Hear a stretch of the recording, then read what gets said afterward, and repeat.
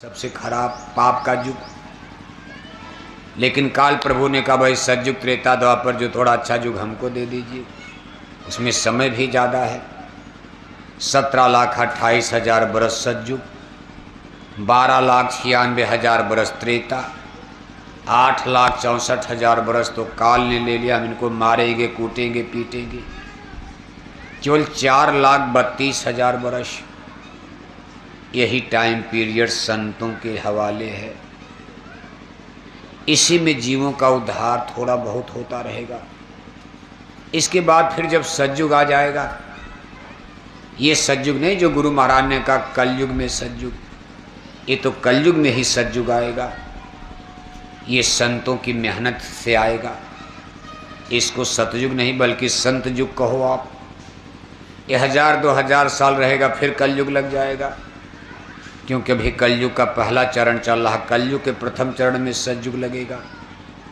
और साहब कबीर जैसे सदगुरु के ज़माने से मेहनत हो रही, जीवों के पाप को धो धा करके कुछ पुण्य आत्माएँ प्रकट हो जाएंगी। एक सतयुग का रामराज का माहौल धरती पर बन जाएगा। इसी में जीवों की बहुत बड़ी खेप अमरपुरी यानी सतलोक की तरफ प्रस्थान करेगी उस रामराज में, सतयुग में। इसके बाद फिर कलयुग लगेगा।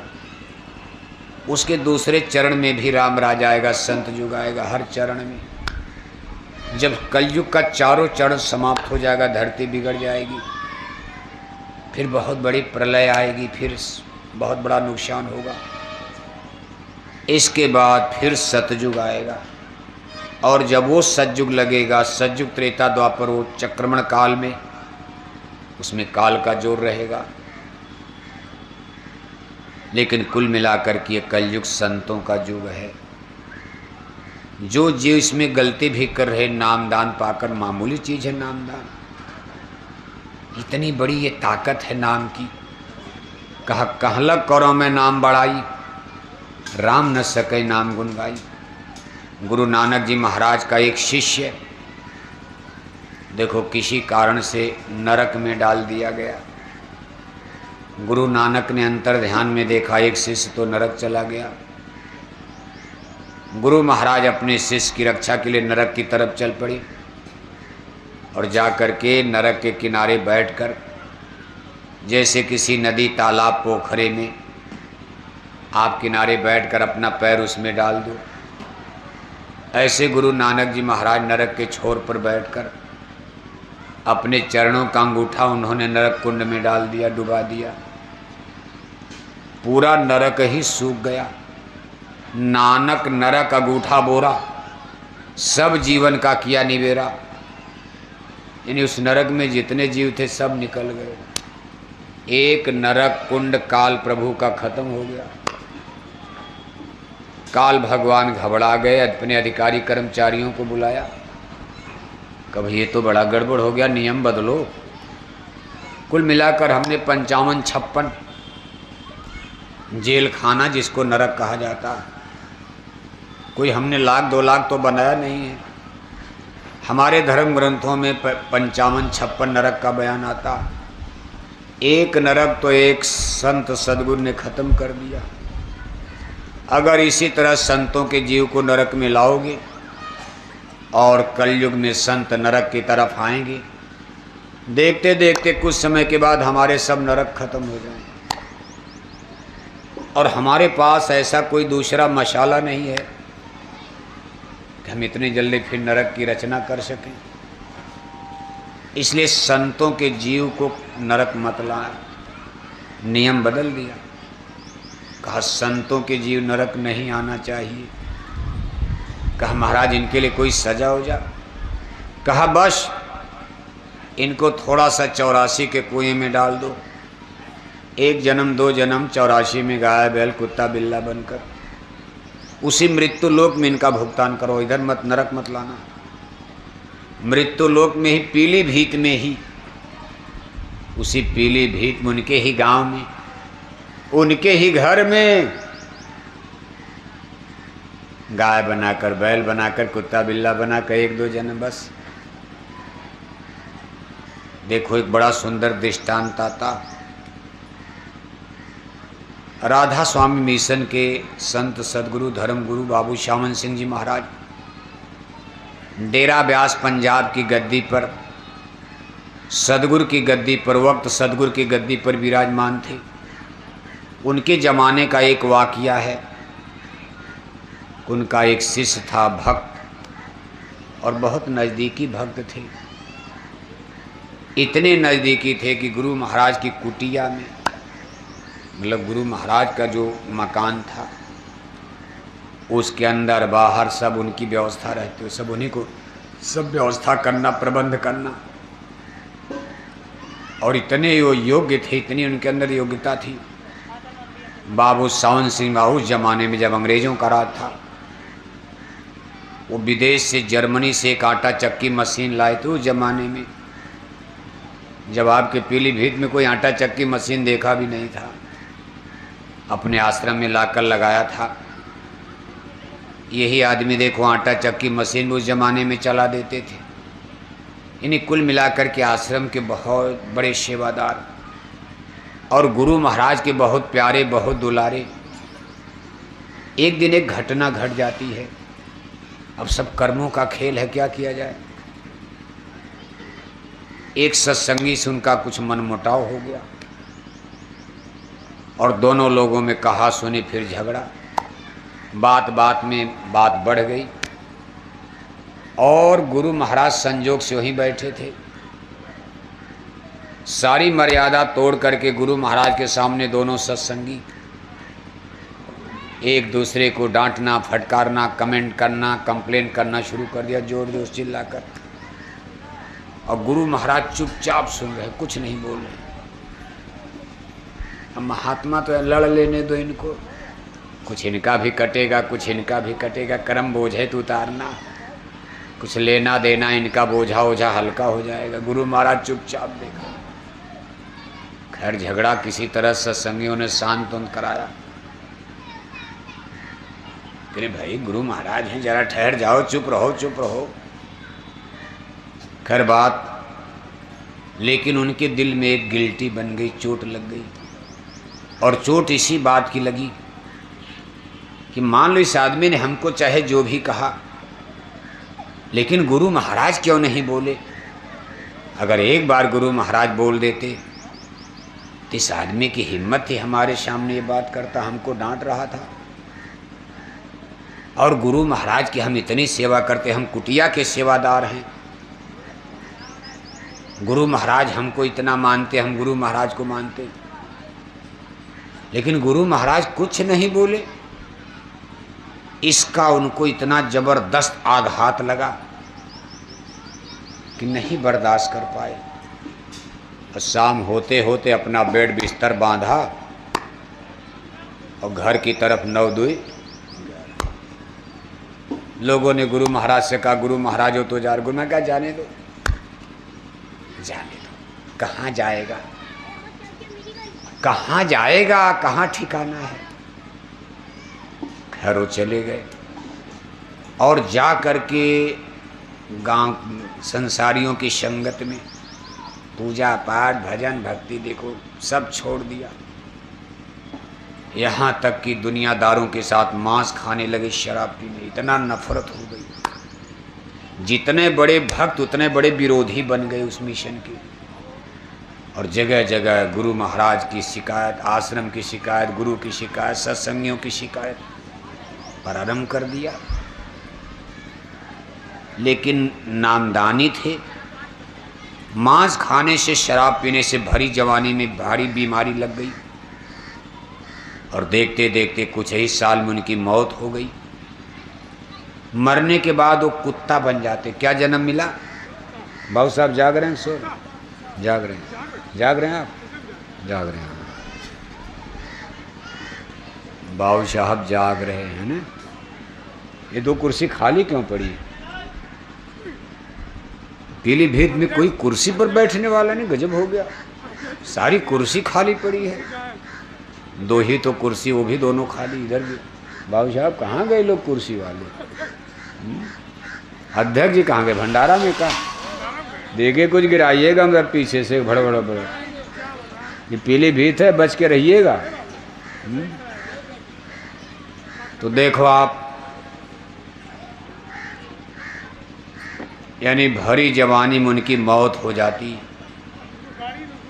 और मरने के बाद उनको कुत्ते का जन्म मिलता, और कुत्ता भी बने तो बहुत सुंदर कुत्ता। कुत्ता भी कई नस्ल के होते हैं।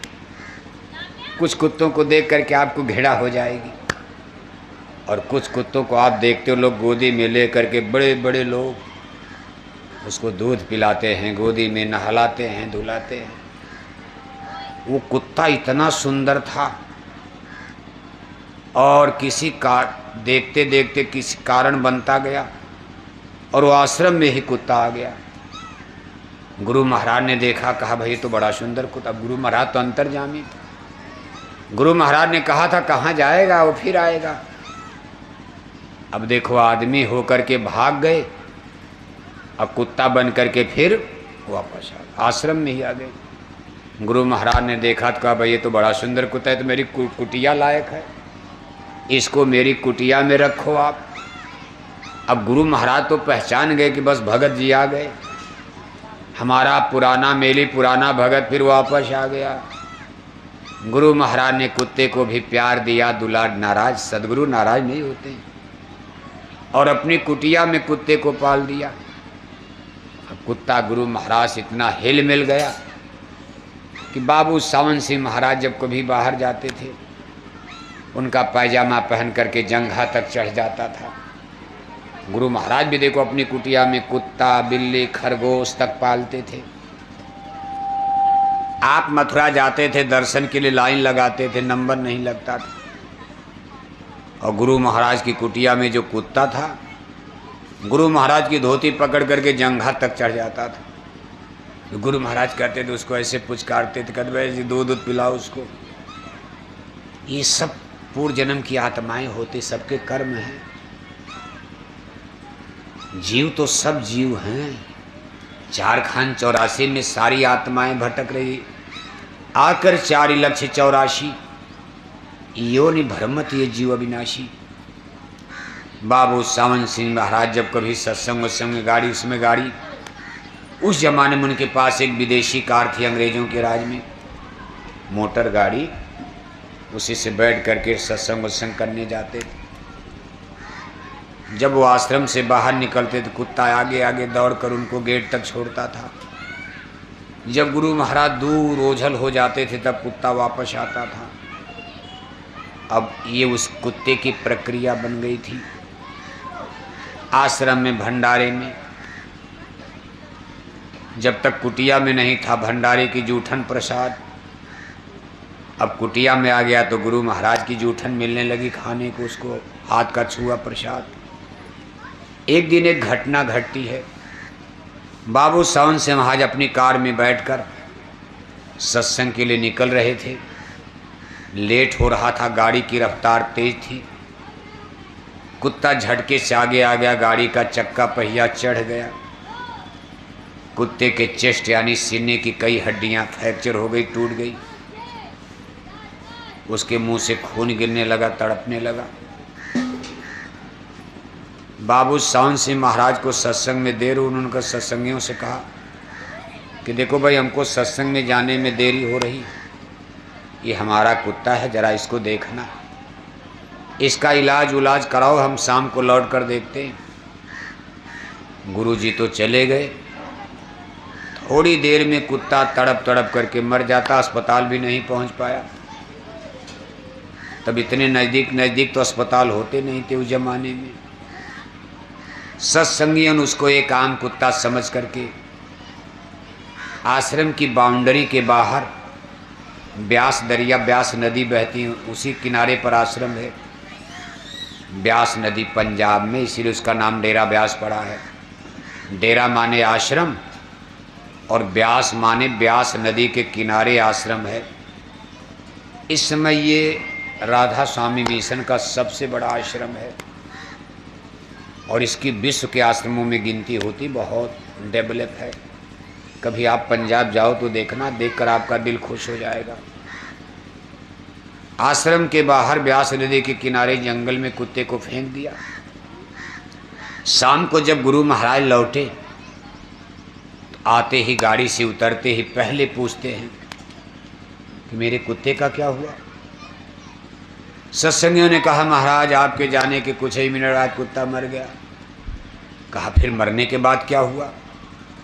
अरे कहा हमने जंगल में बाउंड्री के बाहर जंगल में फेंक दिया। गुरु महाराज नाराज हो गए। अरे कहा मेरे कुत्ते को जंगल में फेंक दिया, जाओ जल्दी उसको उठा कर ले आओ। कुत्ते को उठा करके प्रेमी लोग लाए। गुरु महाराज ने उसको नहलवाया धुलाया, बाजार से कफन मंगाया, फूल पत्ती तेल फुलेल मंगाकर उसकी शरीर का कफन दफन किया और आश्रम के अंदर ही गड्ढा खोद करके अपने हाथ से मिट्टी दिया। इसके बाद थोड़ी देर वहाँ गमगीन होकर बैठे रहे, जैसे आप किसी के मरने पर मातम पोशी करते हो।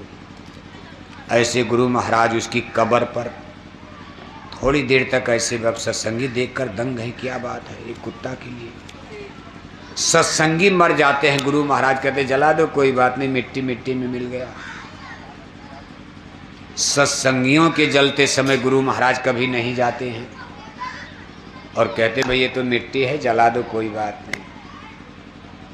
और आज एक कुत्ते के लिए क्या हो रहा। आखिर जो उनके बहुत नज़दीक थे उन्होंने पूछे ही दिया। बाद में जब गुरु महाराज अपनी कुटिया में आए, सब बैठे, तो उन्होंने पूछ दिया कि गुरु महाराज हम लोग समझ नहीं पा रहे, क्या आप एक कुत्ते के लिए इतना दुखी। तब गुरु महाराज ने भेद खोला। अरे इस कुत्ते को तुम समझ नहीं, मेरा पुराना मेली, ये मेरा पुराना वही भक्त।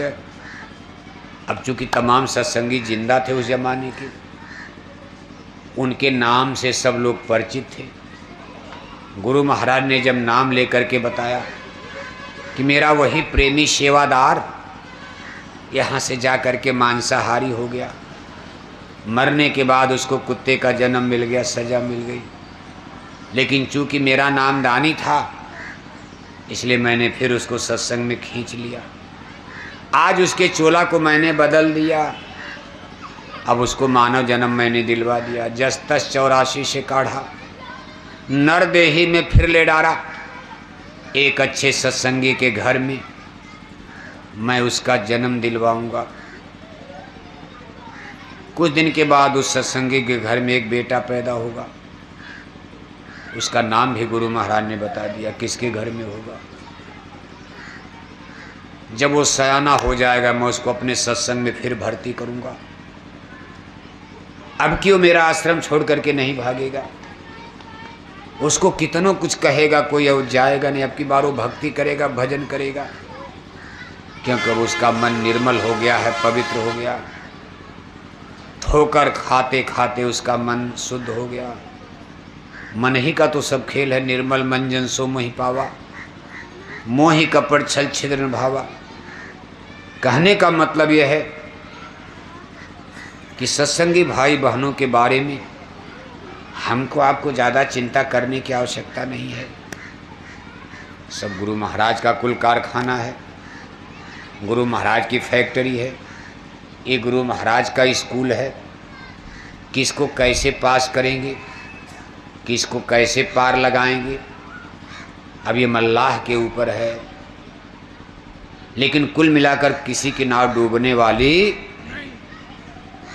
सबको पार लगाना है। अब यह है कि अच्छा करके निकल चलो, इसी जन्म में निकल जाओगे, लगे रहोगे धीरे धीरे। कहा ठोकर खाऊं 1000 पे, रहूं धनी के द्वार, एक दिन ऐसा आएगा धनी करेगा प्यार। आप दुख सुख झेलते झालते अगर पड़े रह गए तो इसी जन्म में बेड़ा पार हो जाएगा। कमी कसर रह गई तो एक जन्म और लेना होगा, और कमी कसर रह जाएगी एक जन्म और लेना पड़ेगा। यहीं टक्करें मारते रहेंगे हम लोग। लेकिन कुल मिलाकर के स्पिरिचुअल यूनिवर्सिटी, ये संतों के आध्यात्मिक स्कूल, आध्यात्मिक पाठशाला का नियम हमारे आपके ब्रेन माइंड दिमाग के परे वाली चीज़ है। कोई बुद्धि विवेक विचार से, हिंदी अंग्रेजी से, फिजिक्स केमिस्ट्री से,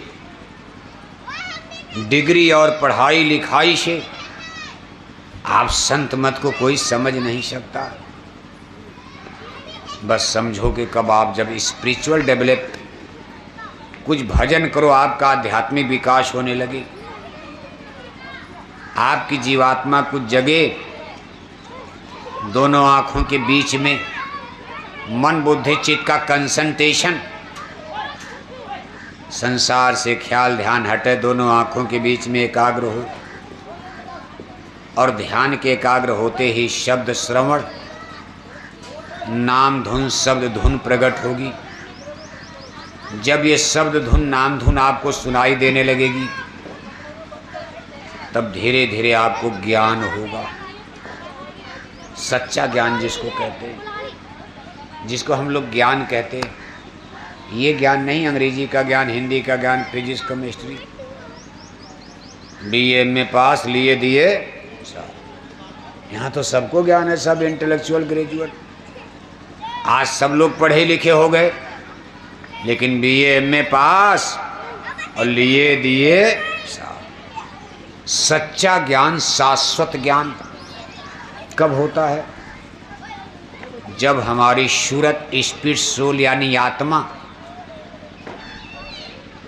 मेरे रंग महल चली आओ दिखाऊं तो ही अगम गली, दोनों आँखों के बीच में हमारी आत्मा का सारा भाष, सारा प्रकाश, सारी स्पिरिचुअल रेज, पावर, शक्ति, ऊर्जा, एनर्जी जो हमारे शरीर में इंद्रिय दरवाज़ों पर पसर रही है, फैल रही है, इधर से हट करके दोनों आँखों के बीच में सिमट जाए। और ज्यों ही ये सिमटेगी, इसमें इतना बड़ा फोर्स बनेगा। अब ये सब कुदरती है, आदमी के बस का नहीं होता, कुदरती। इसमें इतना बड़ा फोर्स बने कि अंदर का दरवाज़ा खुल जाता, और तब आपको अंदर में दिखाई भी देगा, सुनाई भी देगा। जैसे नल का पानी जा रहा है, आपने 10 जगह छेद करके उसमें टोटी लगा दिया, 10 जगह से पानी गिरेगा, तो उसका फोर्स, उसकी ताकत कमज़ोर रहेगी। आपने 9 टोटी को, 9 दरवाजे को बंद कर दिया, सारा पानी केवल एक टोटी से निकलेगा, तो उसका फोर्स बहुत तेज होगा। इसी तरह से हमारी आत्मा का, सूरत का प्रकाश इस शरीर में देखो कई दरवाज़ों से इस समय फैल रहा है। 9 दरवाजे तो एक्सटर्नल हैं, नीचे की तरफ 2 आँख है, 2 कान है, 2 नाक है, 1 मुंह, 1 टट्टी का रास्ता जिसको गुदा द्वार कहते हैं, 1 पेशाब का रास्ता जिसको मूल इंद्रिय दरवाज़ा कहते हैं। इन दरवाज़ों पर अगर सूरत यानी आत्मा की रेज, अगर आत्मा की ऊर्जा, एनर्जी न जाए तो ये काम नहीं कर सकते। अब जितने ज़्यादा आपके घर में मशीन चलेगी, बिजली की बिल उतने ज़्यादा आएगी, यूनिट उतने ज़्यादा तो खर्च, जितने पंखा चलाओगे, कूलर चलाओगे, फ्रिज चलाओगे, यानी जितना ज़्यादा वर्क करोगे, काम करोगे, जितनी ज़्यादा आपके घर में मशीन रन करेगी, उतनी ज़्यादा बिजली खर्च होगी, आपको बिल ज़्यादा देना पड़ेगा। इसी तरह से हमारी इंद्रियां, आँख, कान, नाक, मुंह, टट्टी और पेशाब के रास्ते, ये जितना ज़्यादा इससे वर्क होगा, काम होगा, उतना ज़्यादा हमारी आत्मा की स्पिरिचुअल पावर, ऊर्जा, एनर्जी, शक्ति रोज रोज खर्च हो रही है। और जब ज़्यादा खर्च कर लोगे तो फिर आत्मा लंगड़ी, लूजी, अंधी, बहरी हो जाती, फिर ये खड़ा कमज़ोर हो जाएगी, शक्ति कमज़ोर हो जाती है। इसलिए महापुरुष कहते भाई धीरे से इन दरवाज़ों से हटो आप। इन दरवाज़ों पर आपकी स्पिरिचुअल रेज, किरणें आना बंद हो धीरे धीरे। अब इसको देखो, पहले ज़माने में लोग कुंडलनी जागरण करते थे, ये नाभि चक्र पर, यानी इसको जगाओ, नीचे से खींचो आप। कुंडलनी जागरण का मतलब नीचे जो मूल इंद्रिय दरवाजा गुदा चक्र है, टट्टी का रास्ता, पेशाब का रास्ता, इससे हमारी आत्मा का भास नाभि पर यहाँ आकर के इकट्ठा हो जाए। इसका मतलब है कि टट्टी पेशाब बंद हो जाएगा, तब तो दर्द होगा। यानी आपके अंदर जो वासनाएं हैं, विकार हैं, धीरे धीरे इसमें कमी आने लगेगी। फिर ये हृदय चक्र है, ये कंठ चक्र है, फिर ये दोनों आँखों के बीच में ये 10वीं गली 10वां द्वार, यहाँ से खींच करके जब यहाँ कर लिया तो नीचे का शरीर लगता है कि शून्य हो गया। एक तो सुन्नता आती है, भाई लोग कहते पालिश मार गई, लकवा मार गया, तब तो आप चारपाई पर गिर जाओगे, चल ही नहीं पाओगे। लेकिन ये जो खिंचाव होता, इसमें आपका शरीर बिल्कुल शून्य न, मालूम पड़ेगा शून्य है,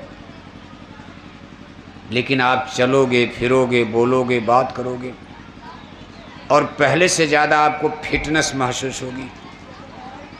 पहले आपके शरीर में आलस था, आप चलते थे, थकाव नज़र आता था, आपके शरीर में बीमारियां लगती थी।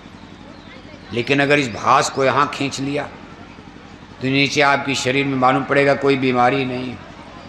अगर बीमारियां हैं भी तो उसका भास नहीं होगा। कितनों दुख आ जाए, कितनों सुख आ जाए, आपको आभास नहीं होगा। आप हर समय प्रसन्न नजर आओगे। आप जैसे लगेगा बहुत बड़ी आपको खुशी है। और यहाँ से फिर सच्चा ज्ञान प्रारंभ होता, शाश्वत सनातन ज्ञान। ये सच्चा ज्ञान, शाश्वत सनातन ज्ञान, आत्मा परमात्मा, जन्म मरण, ये यूनिवर्स कैसे बना, ब्रह्मांड कैसे बना, जन्म और मरण क्या है, आत्मा परमात्मा क्या है, ये जो कुछ देख रहे हो, लोभ मोह, ये सारी गिल्टी धीरे धीरे गलने लगती है। इसलिए कुल मिलाकर हमको आपको इस प्रयास में लगे रहना चाहिए कि हम लोग अपने शरीर आत्मा का सिमटाव करके दोनों आँखों के बीच में ध्यान, भजन, सुमरन, जो नाम कमाई, शब्द कमाई इसीलिए किया जाता है। आँख बंद करके आप यहाँ ध्यान करते हो, कान बंद करके भजन करते हो, आँख बंद करके आप सुमरन करते हो। यहाँ कभी इधर से ध्यान हमारा यहाँ आ जाए, लेकिन इसमें सबसे बड़ी बाधा हमारा आपका देखो मन बना हुआ, बड़ा बैरी है मन घट में।